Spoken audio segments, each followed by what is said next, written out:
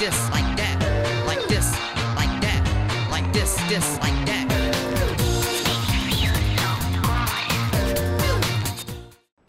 Eh bien, bonjour tout le monde, on se retrouve donc pour une toute nouvelle vidéo sur No Limits 2 et nous sommes donc de retour avec un Wooden Coaster, comme la dernière fois, un Wooden Coaster qui vous a beaucoup plu la dernière fois, c'était en effet notre ami Celtic, qui était une reproduction de Wodan à Europa Park. On avait également des visiteurs, on pouvait même changer les capteurs de l'attraction, c'était vraiment une simulation vraiment très poussée.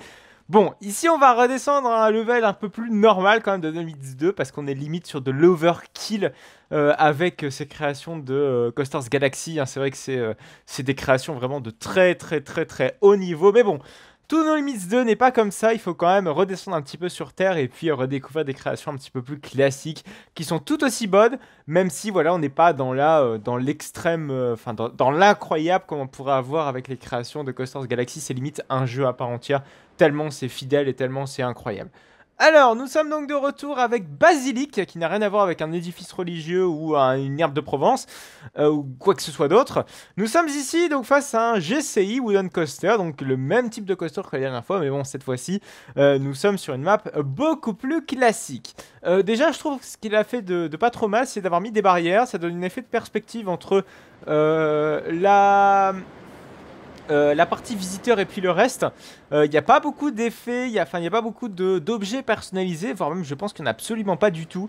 Tout réside dans le placement des objets judicieux et puis l'agencement de la zone pour le rendre le plus réaliste possible.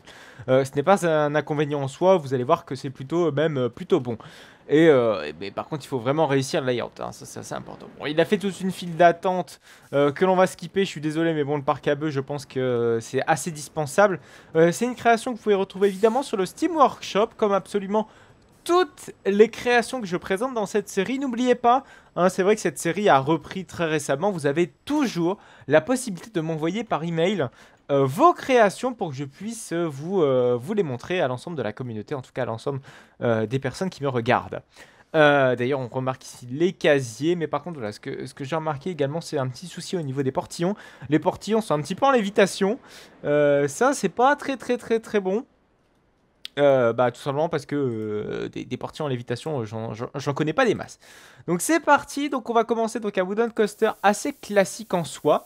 Après on va aller sur de l'un peu plus excentrique en termes d'attraction, vous allez voir c'est tout aussi sympa, mais beaucoup plus original et beaucoup plus comment dire, un petit peu what the fuck si je puis dire.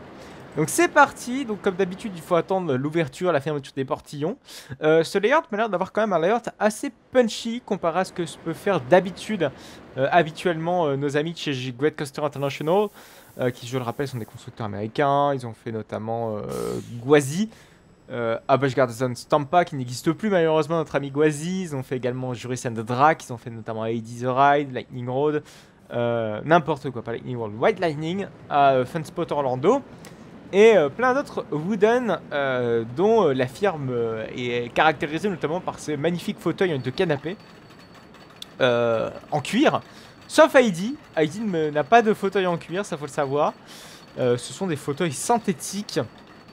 Et c'est l'un des rares même Wooden Coaster GCI à avoir des fauteuils synthétiques. Et même l'un des rares wooden à ne pas posséder de ceinture au niveau des jambes.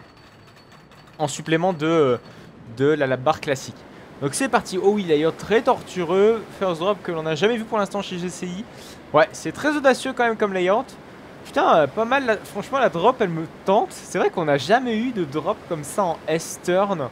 Je pense que ça pourrait être sympa. Ni même de drop en S-turn. C'est vrai que ça n'existe absolument pas. Mais je pense qu'il y a moyen de faire clairement quelque chose d'assez sympa avec ça. Ça me donne des idées du coup. Donc c'est parti, donc ici on a un magnifique, comment dire, mur de bois, mur anti-bruit également. Très caractéristique, hein, on en retrouve notamment au niveau de Vickerman, à Alton Towers, le gros Vickerman. Et hop, là, les petits airtime, là on a un sort de flying through, même si on n'est pas vraiment dans la station, on passe plus à ras de l'allée principale où peuvent déambuler nos visiteurs. Magnifique virage au passage avec plein de S-turn tortueux.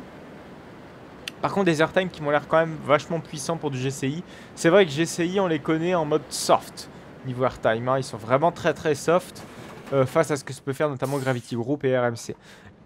GCI qui d'ailleurs a annoncé leur tout nouveau modèle de train qui vont pouvoir faire quand même des layouts beaucoup plus tortueux que ce que nous propose actuellement GCI, hein, qui sont d'habitude, parce qu'en fait c'est histoire de surtout d'avoir des trains qui puissent prendre par exemple des inversions, même des virages beaucoup plus tortueux, parce que ces trains-ci en fait sont de classe 4, c'est surtout très caractéristique notamment au niveau du système de retenue, alors que les nouveaux trains sont de classe 5, donc la classe maximale, qui permet donc de prendre absolument toutes les inversions nécessaires ou absolument tous les changements de direction possibles et imaginables. Voilà, c'est à ça que ça sert. Et puis la barre en fait n'était pas assez restrictive en termes de restrictions, on va dire, avec le corps. En tout cas, les trains. Ah putain, en fait, ces trains-là ont un nom particulier. C'est les Timberliner. Voilà, j'ai cherché leur nom. Par contre, j'ai vu un petit souci au niveau de la génération des supports. Je pense à ici. On voit que le catwalk ne tient sur rien du tout, ce qui n'est généralement pas le cas, hein, sur les wooden coasters. Généralement, la poutre principale tient également le rail et également le catwalk. Ça, c'est important, enfin, surtout pour les wooden coasters. Vous voyez qu'ici, ce n'est pas le cas. Je pense qu'il y aurait eu besoin de corriger. Ça c'est l'éditeur, hein, enfin, c'est pas l'éditeur, oui, c'est l'éditeur de support, enfin c'est plutôt le générateur de support, voilà, parce que on peut même pas éditer le support, ou si on a 2-3 petits paramètres, mais pas plus que ça. Par contre, on notera quand même, voilà, le soin pris quand même à certains virages, j'ai remis des murs anti-bruit par exemple, sur une potentielle zone habitée, même si là je pense que c'est complètement inutile, mais ça rajoute un petit peu d'esthétisme et de réalisme au tout, et puis évidemment les petites passerelles, parce que je rappelle en fait ces planches de bois permettent par exemple là, si un employé déambule sur le track pour, je ne sais pas, faire la vérification au niveau du track, au niveau des rails, c'est de pouvoir passer en fait, si vous voulez, d'un point du catwalk gauche au catwalk droit. Voilà, et ça on a ça sur plusieurs fois sur le ride, en tout cas chez les GCI. Et visiblement il n'en a pas mis beaucoup, mais ça aurait été, je pense, plus judicieux d'en mettre quand même à droite et à gauche. Vous voyez par exemple ici ça peut être utile, parce que si le mec se retrouve sur le catwalk de gauche, il faut bien qu'à un moment il passe sur le catwalk de droite. Et donc d'avoir une petite passerelle qui soit, vous voyez, parce que ici là il n'y a plus de catwalk. Ça arrive parfois dans les GCI, même dans les wooden coasters classiques, d'avoir un catwalk, parce que le virage pris à un certain angle se doit d'avoir un catwalk en face et pas de l'autre côté. Bref, je sais pas si vous êtes rentré dans mes explications. C'est vrai que là je suis parti assez précisément là-dedans, mais je pense que c'est assez important de faire un petit point là-dessus. Voilà, on va donc passer désormais à la création suivante, une création beaucoup plus classique cette fois-ci, même si vous allez me dire les wooden coasters GCI, on en retrouve quand même dans pas mal de parcs maintenant. On va donc passer à un Bolliger & Mabillard. Et oui, ça faisait longtemps que j'ai pas présenté un BM. Et c'est donc Chimera Sunshine, qui visiblement ça colle parfaitement à son environnement, qui est vraiment sympa. Donc comme je vous le disais il y a quelques instants, c'est donc un floorless BM. Enfin, je vous ai surtout précisé que c'était un BM et non un floorless, qui a vraiment une très très très très belle palette de couleurs. Je tiens à souligner, c'est vrai que je fais souvent l'allusion à l'importance dans le fait de choisir une couleur pour un coaster, de choisir une palette de couleurs également pour l'environnement qu'appartient le coaster, pour la zone thématique, etc. C'est vraiment très important. Et regardez l'ensemble, le tout s'accorde parfaitement avec la skyline du parc qui visiblement se situe en bord de mer. On notera également cette magnifique tour là-bas. On pourrait limite se croire à Gronalund dans de très faibles mesures, hein, parce que Gronalund, on est encore plus enchevêtré que le nez, par exemple, ce Floorless BM. Mais il me fait penser un petit peu, parce que voilà, des Floorless BM tout petits, il en existe, hein, notamment à Tivoli Garden au Danemark de mémoire, c'est Dragon, je crois. Bref, vous savez, c'est le rouge. C'est un tout petit Floorless BM et qui est un petit peu dans ce style-là. J'aime beaucoup, voilà, de visu, de voir par exemple ce style de support. Ça, c'est le soin au détail et ce que BM pourrait faire ou n'importe quel constructeur pourrait faire, histoire d'économiser un support ou deux, d'optimiser également toute la place et par exemple de faire ce genre de support, voilà, qui maintient également le camelback et puis en même temps le zéro de G-roll. Voilà, je voulais surtout souligner, voilà. Et c'est aussi très simpliste, hein. Vous noterez la simplicité de la zone, mais qui est vraiment superbement magnifique avec cette palette de couleurs. Voilà, j'aime beaucoup en tout cas. On a voilà, quelques petites boutiques à droite à gauche. Ça fait le taf, c'est simple, ça fait le taf. C'est nickel, on a la grande roue qui est là-bas. Bon, c'est un truc qui est quand même assez classique hein, parce que c'est un flat track que l'on retrouve dans le No Limits 2 et puis on peut limite le poser comme ça. Voilà, c'est vraiment pas un problème, c'est un élément préfabriqué limite. Voilà. Donc on entame cette file d'attente qui serpente un petit peu le côté du coaster sur la gauche. Je crois qu'on a le transfer track. Oh par contre là, ça va être un petit peu chiant pour faire toute la file. Mais vous noterez quand même que la file d'attente est tout aussi bien intégrée. Et ça c'est vraiment cool. Bon, par contre le rose bonbon comme ça flashy, j'avoue que j'aimais bien avec la combinaison support et rail. Mais j'avoue que la combinaison avec les harnais trop flashy... j'en suis clairement pas fan. Bon, on va omettre ce point de détail et on va plutôt se concentrer désormais sur le layout. Vous connaissez nos amis les Floorless BM, il y en a plein dans le monde. J'ai pris l'exemple notamment de celui de Tivoli Garden au Danemark. Mais on a par exemple Superman Attraction de la Cielo qui est à Madrid, même plus exactement à San Martin de la Vega. De mémoire, donc si jamais vous connaissez absolument pas ce parc Warner Madrid avec donc Superman Attraction de la Cielo, n'hésitez pas à aller voir mon trip parconautique qui est sorti il n'y a pas si longtemps que ça, mine de rien, sur Parquet Warner Madrid. On va donc entamer ce Floorless Coaster. Hein. Bon, je vais pas recontinuer à refaire énumérer non plus tous les Floorless BM, quand même, un petit kiff. On a Scream à Six Flags Magic Mountain également. On a également un autre Superman à Fiesta Texas. Voilà, beaucoup de floorless, même si Baron est également un floorless, ça faut te dégoûter, hein, c'est le fait qu'on a tout simplement les pieds, on n'a pas de plancher si je puis dire. Baron en est un, même si on le considère plus comme étant une dive machine, notamment dans le style, dans la façon de prendre ses éléments avec une drop verticale, etc. Même si très honnêtement, les deux sont vraiment très proches. C'est plus dans les exécutions d'éléments que BM a fait son marketing sur les deux types de coasters. Voilà, c'est parti. Donc on est parti avec la first drop qui me fait vraiment penser au floorless indien. Je crois qu'il y a un floorless comme ça dans un pays peu développé. Et je crois que c'est en Inde. Avec sans grande certitude. Et il a une drop assez similaire. Il date du début des années 2000 de mémoire ce floorless. Mais ouais, des éléments très typiques de chez BM, mais avec une dose quand même de certaines créativités. BM pourrait le pondre, mais je pense qu'on verrait ça comme un ovni, un petit peu comme l'a fait BM avec The Monster, d'après les derniers avis qu'a Monster à Gronalund. Mais bon, je ne l'ai pas testé, donc je ne me permettrai pas de juger davantage.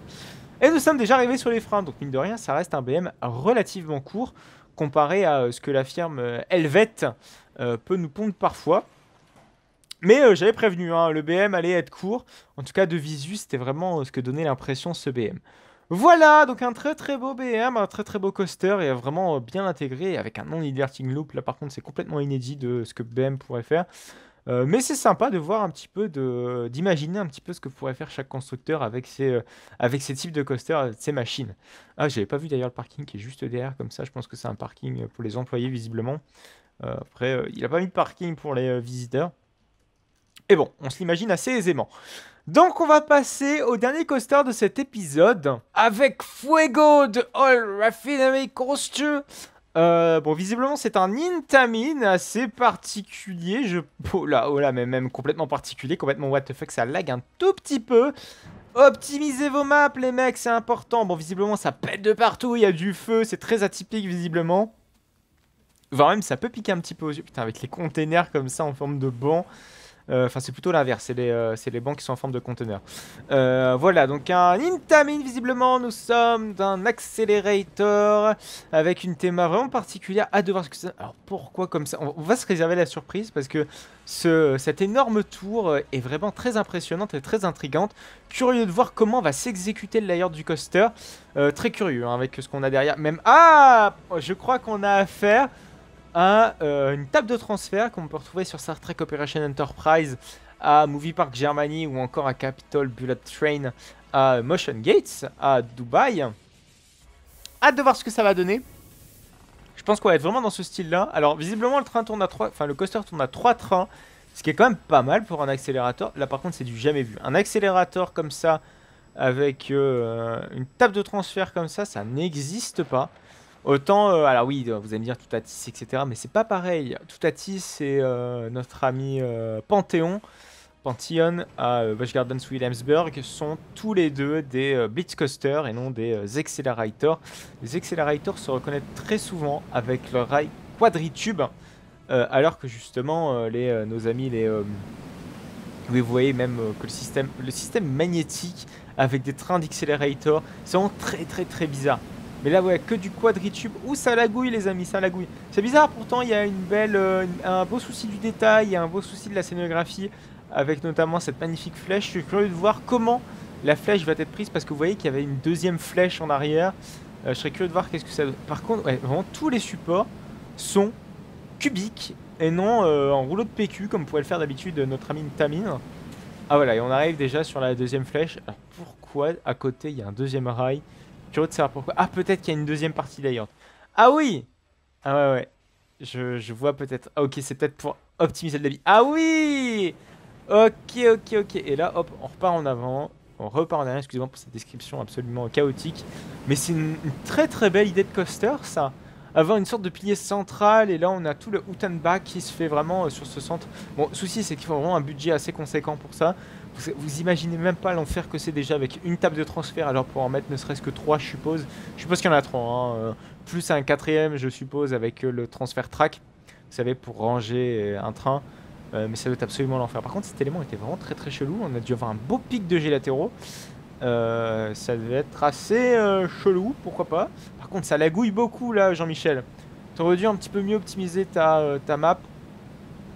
Je suis désolé mais le fait est là. Et voilà, on a la dernière trame de transfert. Ah pourquoi ce système... Oh là c'est très dangereux. Pourquoi un système de retenue comme tel? Surtout que j'imagine pas la pointe de G qu'il doit y avoir comme ça. Parce que une retenue par frein magnétique comme ça, c'est impossible. C'est clairement impossible, un frein magnétique ne peut pas faire ça. Ou en tout cas, je sais pas, mais la TUF ne serait... Parce que c'est tellement... Un frein magnétique, tout comme les launches magnétiques, sont trop sensibles au poids du train et à la force que doit dégager un train, bref, à beaucoup d'aléas. Et on peut pas... derrière un frein magnétique, on peut pas avoir une vitesse toujours X. C'est vraiment très compliqué d'atteindre à chaque fois une vitesse X. Donc pour pouvoir stabiliser le train, il faut que la vitesse soit vraiment de 0 et doit être constante à 0. Et ça, c'est clairement impossible d'avoir ça avec la technologie du magnétisme. Niveau réalisme, c'est un peu 0. Pourquoi pas avoir un système mécanique, ça peut exister, on l'a sur Navigator Lander, mais ça n'existe pas des systèmes qui bloquent entièrement le train et qui sont magnétiques. Ce n'est pas possible, technologiquement ce n'est pas possible. Voilà. C'était mon petit coup de gueule technologique, mais bon, je pense que c'est assez intéressant quand même de... parce que peut-être que tout le monde ne le sait pas, hein, mais peut-être que je dis des conneries aussi, mais non, non j'en suis assez certain de ça. Mais je pense que c'est bien de faire des précisions sur ça. C'est vrai que faire des points comme ça sur la technologie des coasters, etc., dont on ne pense pas constamment, ça peut être intéressant, pourquoi pas d'en faire une vidéo beaucoup plus précise. Enfin bref, dites-moi si ça vous intéresserait. Mais bref, voilà, par contre, voilà, ce genre de support, c'est pareil, ça n'existe pas. Il y a de très bonnes idées sur cette map, mais il y a beaucoup de maladresses qui me font dire non. Ouais, voilà, je pense que vous m'avez compris. Donc Fuego, c'est bien, il y a des excellentes idées, mais je suis beaucoup sur ma réserve concernant certaines d'entre elles. Voilà. Donc à peaufiner dans certains détails. Voilà, on arrive donc à terme de cet épisode. Comme d'habitude, comme je vous l'ai rappelé en début de vidéo, n'oubliez pas, si vous avez une map comme ça dont vous êtes fier, dont vous souhaitez passer en vidéo, n'hésitez pas, vous pouvez toujours m'envoyer le lien de votre map à l'adresse email qui est dans la description. N'hésitez surtout pas, je me ferai un plaisir donc de visiter votre map si jamais elle est vraiment cool. Voilà, donc n'hésitez donc pas à liker cette vidéo si jamais elle vous a plu, n'hésitez pas à commenter pour donner des conseils par exemple aux personnes qui sont passées aujourd'hui dans cette vidéo, donc aux différentes créations. Vous pouvez également retrouver toutes les créations dans la description de cette vidéo. Vous pouvez me retrouver donc la semaine prochaine pour du No Limits 2 à 14 h et puis le mercredi pour du Roblox également à 14 h. Et évidemment le dimanche ça va s'accentuer un petit peu avec mes trips parconautiques. N'oubliez pas à liker, n'hésitez pas à commenter, n'hésitez pas à vous abonner pour ne plus manquer aucune vidéo. Allez, à plus tard. Et ailleurs que dans une raffinerie quand même de pétrole, c'est quand même mieux.